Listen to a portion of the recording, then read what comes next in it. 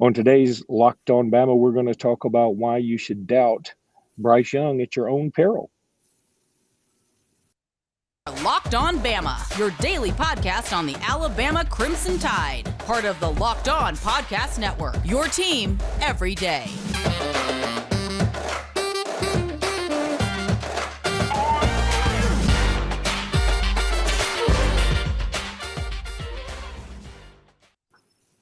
Hey, everybody, and welcome back into Locked On Bama. Luke Robinson, that's me. Jimmy Stein, that's him. Jimmy, it was decided that Bryce Young will not be throwing for the NFL Combine. Of course, ballyhooed Alabama quarterback, the Heisman winner, in my opinion, the greatest player in Alabama history.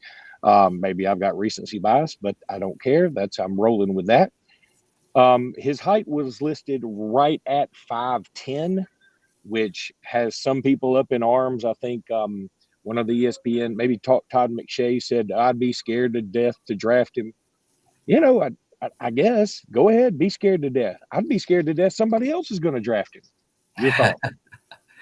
Yeah, I mean, Bryce is a killer. I mean, for GMs, I mean, in the sense that this is the way they're going to think of it. I mean, they're like, okay, if I draft the 5'10" and a half guy at number one, and he gets hurt and we wasted the pick because he's too small, they're going to fire me. If I don't draft the obviously best guy because he's too small and he goes somewhere else and is one of the elite quarterbacks in the league, they're going to fire me. I mean, it's kind of, I think a lot of GMs would look at it as lose-lose. So that's the position that some of them are in. Look, it's going to be interesting. I think several teams will have different opinions on whether to make such a small guy the number one pick, at quarterback. I mean, you have to be honest, you're an Alabama fan. It's not, I mean, if I just said, okay, and they're going to measure Bryce officially today. There's a lot of talk he's going to measure in at 5'10" or 5'10" and a half and not the 6 foot tall that Alabama has listed him. Alabama's listed him at 6 foot 194 in the media guide.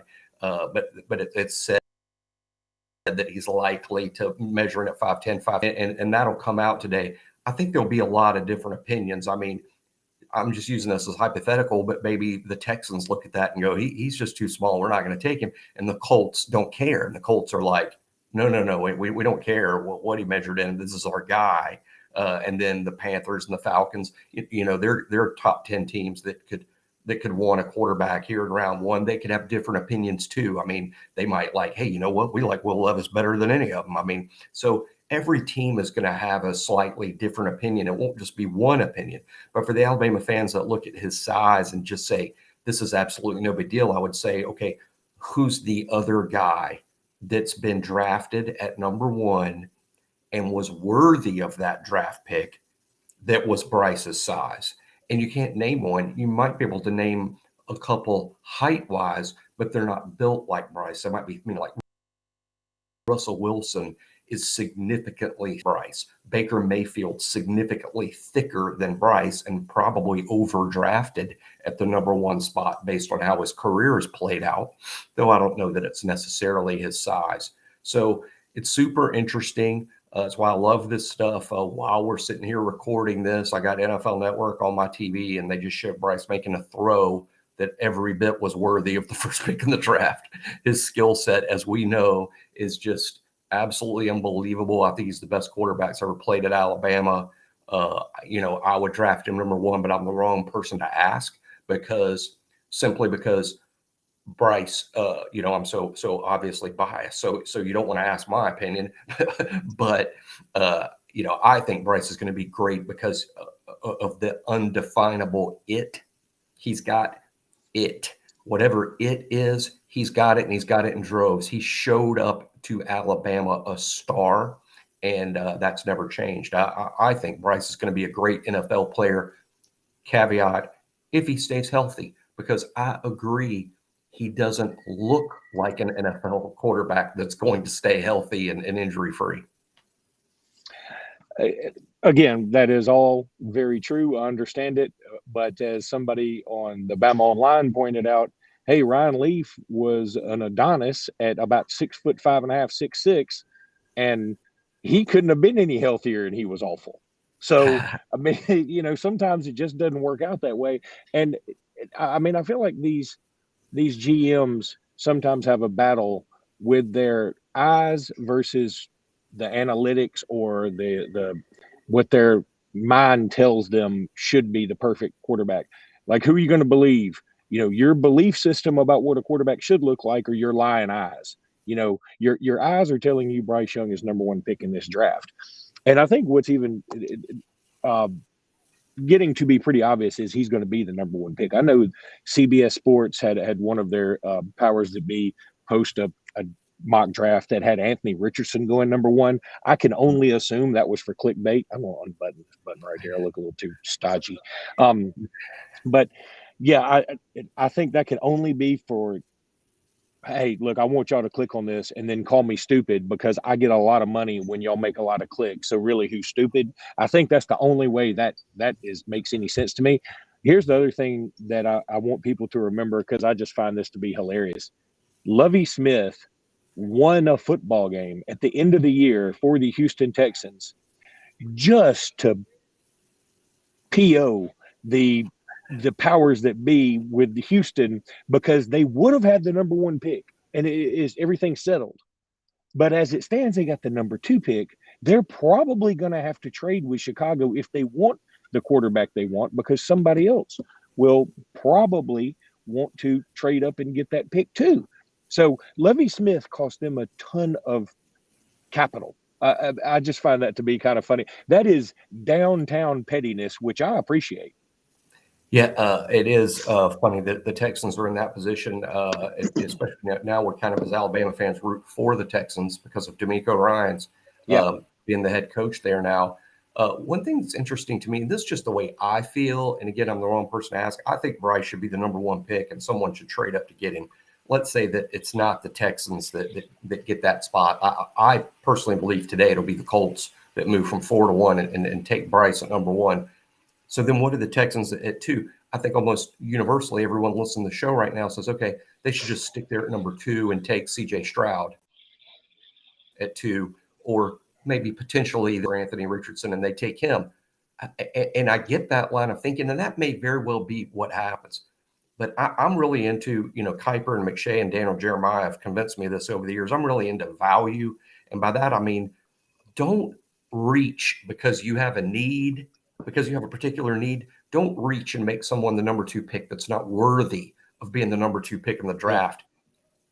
I know people are going to say, but what are they going to do at quarterback? I think if the Texans don't end up with Bryce Young at 1 or 2, they should draft Jalen Carter or Will Anderson. I'm with you. I'm 100% with you. And let me say this. They're not in a position to waste the number 2 pick, and those 2 are safe picks. They're going to be NFL stars. And before we go to break, I want to say this. It is a little reminiscent of, look, Brad Pitt picked Angelina Jolie because everybody thought she was the better of the 2 options at the time, when I think clearly his heart may have belonged to Jennifer Aniston, noted Nazi, according to Jimmy Stein, Brad Pitt. The alleged Nazi, according to Jimmy Stein. Convincing in a movie once. Well, he was a Nazi killer, by the way. He was a Nazi killer. Oh, okay. Well, that's a little not detail really you don't need to leave out. You don't need to leave that part out.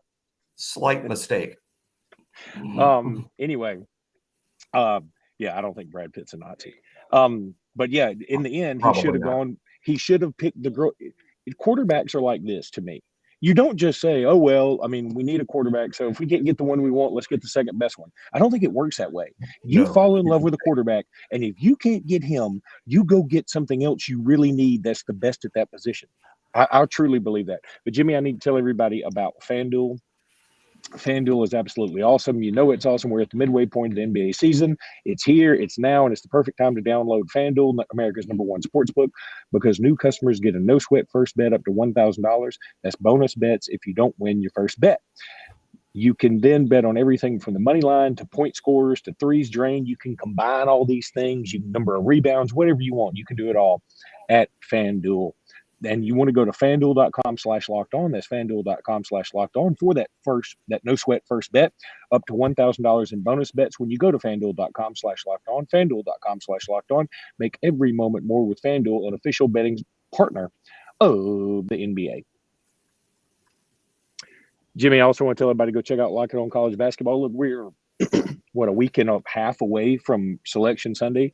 I'm trying my dangest right now to make it where two of my kids from Ohio, one of my children from Arizona can all meet me in Nashville somehow next weekend and go check out the Alabama Crimson Tide play in the SEC tournament.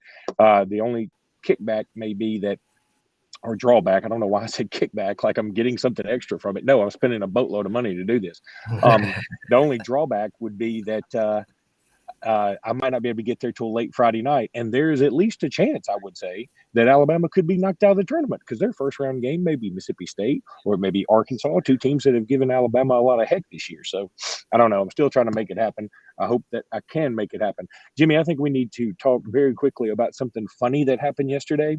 If you're an Alabama recruiting fan, then you know when a coach tweets out the elephant emoji, that means a commitment is forthcoming. That here we go.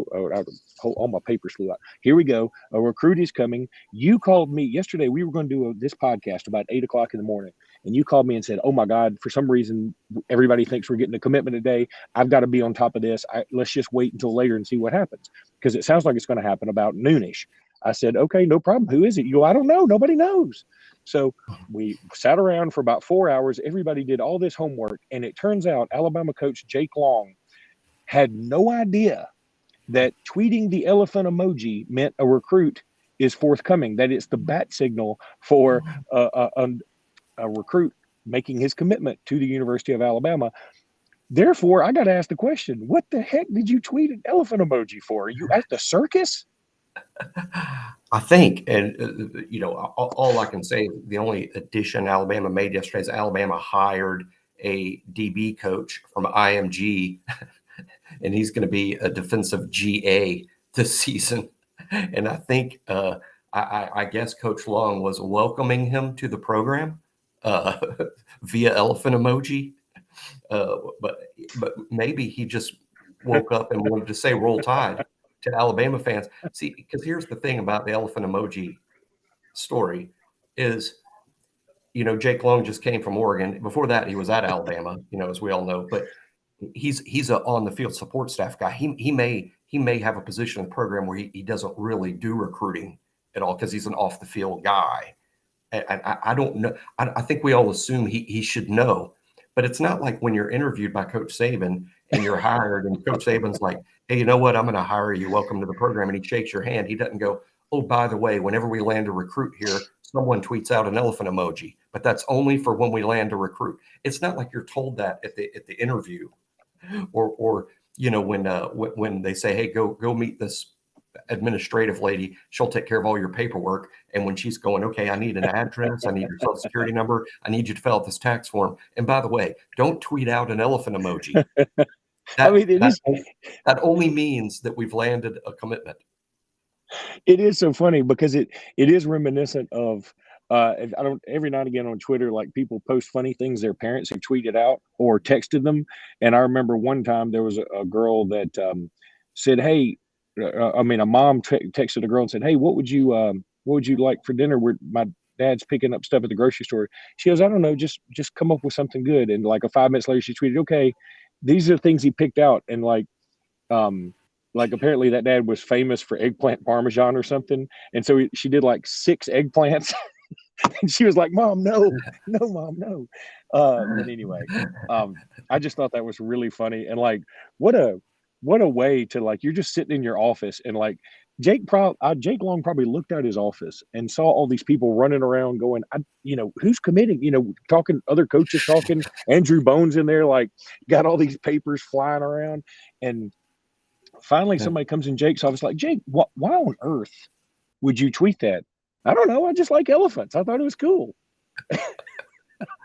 and meanwhile, the whole internet world is going. He tweets it. Yeah, by his tweet, he kickstarts the chaos. And then like 20 minutes later, he hears, we're getting a commitment today we didn't know about. And he's all excited. He's probably texting Bob Welton, director of recruiting, he's probably texting him, "Hey, Bob, I hear we're getting someone today." That is so true. Oh man, who, it's who, it's who is just it that we're comical to getting? me. We thought you knew. Okay, just to wrap up this quick segment, Daron Payne is the first player to be franchise tagged this year. He is going to be guaranteed right at $19 million. I mean, just below it. Daron Payne, man, getting paid $19 million. That is fantastic. So happy for him. What a good dude. I'm here at the BJCC right now, the Legacy Arena, about to call some games today for the finals of the AHSA, and I just love it when kids from Alabama high schools do well, especially kids from Alabama high schools that went to the University of Alabama. So kudos to Daron Payne for he's about to be making some serious bank. Shades Valley High School, right? Yes, sir. Yes, sir. Man, what a player! The thing I remember Daron most for at Alabama, Luke, in the 2017 season is how he played down the stretch. I mean, in terms of like, when did Daron play at Alabama? Did we see this coming?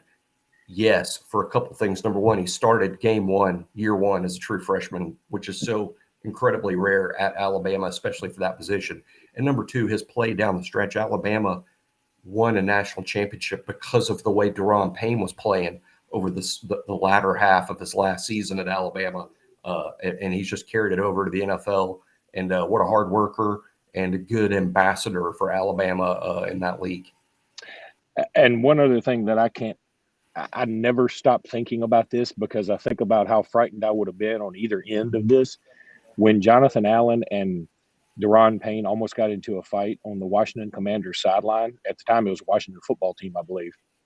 And I like Daron Payne put his finger right in Jonathan Allen's face or on his forehead or something, or maybe it was vice versa.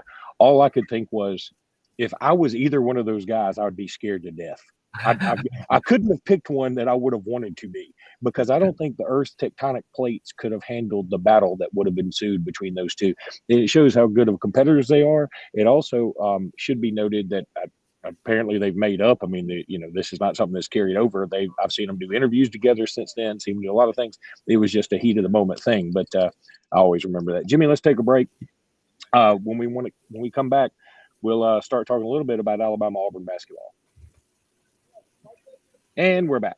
So Nate Oates had a quote that was very eerily reminiscent of when Krusty the Clown decided he was going to bet against the Harlem Globetrotters with all the money he made franchising his name, because he said he thought the Washington Generals were due.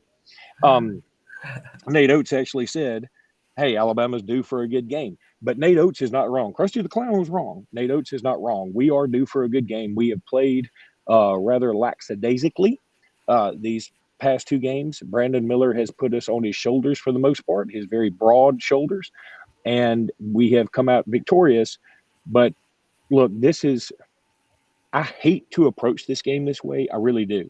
But I think if Alabama beats Auburn, and I would like to beat them in impressive fashion, but I think if they beat them by 1 point, I think Alabama is sewn up a number one seed, regardless of what happens from this point forward. If they lose at A&M, if they lose in the first round of the SEC tournament, I think Alabama is sewn up a number one seed. If they beat Auburn, they're going to be the SEC champs. They have led it wire to wire. That will count for something. They got wins over Houston. Some of their losses, or most of their losses, are very good losses, out Oklahoma notwithstanding. By the way, Oklahoma is a quad one loss now, by the way. That should be noted. Is Oklahoma's record isn't good, but it is a quad one loss. So that's why I think Wednesday is so huge, and that's why I hope Nate Oates is right that we're due for a good game, because if we beat Auburn, we're number one seed. We might not be the overall number one seed if we lose A&M in the first round of the SEC tournament, but we will be a number one seed, and therefore I think that counts for a lot. Oh, yeah. We've never been a number one seed, and I agree totally. You beat Auburn, you win the SEC, you're a number one seed. I totally agree. I think to be the Alabama's probably going to have to win the SEC tournament too, which is a lot. That's a lot to ask, right? Now, I think Alabama is going to play well. I agree that they're due to play well. I think they did play well for a half against Arkansas. I think the second half of the Arkansas game regardless of what Coach Oates said to fire up his team, I do think the second half of the Arkansas game, they played really well. The last minute and a half notwithstanding, they played really well to come back and beat Arkansas. The South Carolina game was a road win, and Brandon played well. Obviously, that was the best game in Alabama players played all season long. I think because the SEC championship is on the line, because it's Auburn, because the crowd is going to be just insane, it should be a loud, intense game Wednesday.